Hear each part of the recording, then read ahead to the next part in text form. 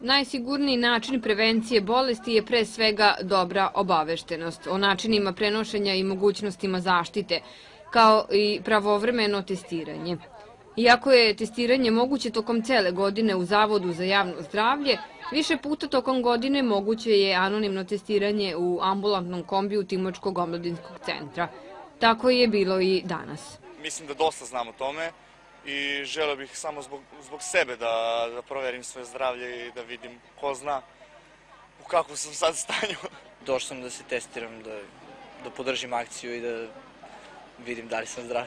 Akciju besplatnog testiranja uz podelu edukativnog materijala organizovali su Timočki omladinski centar, Omladina Jazasa, Zavod za javno zdravlje Timok i Zaječarski Crveni krst. Testiranje je anonimno, besplatno, kao što sam već rekla, radi se s brzim testovima, radi se to dobrovoljno poverljivo savjetovanje i testiranje, gdje se radi naravno i pretestiranje i posttestiranje nakon. Znači doktorka će raditi sve, tako da je ovako jako interesantno. Danas se Crveni krst Zaječar uključio u aktivnosti karavan testiranja, angažujući svoje volontere koji će da dele promotivni materijal.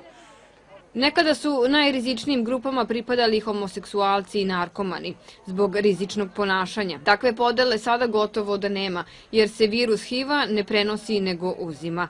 Zato su važne edukacije, ali i kontrole. Što se tiče područja Zaječarskog i Boškog okruga, mi smo u ovoj godini imali prijavljena 4 slučaja, praktično 3 obolela od AIDS-a i 1 HIV pozitivan.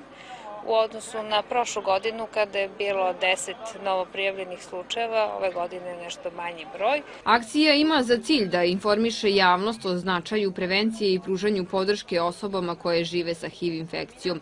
I bit će održana sutra u Boljevcu, 5. decembra u Knjaževcu, a 12. u Kladovu.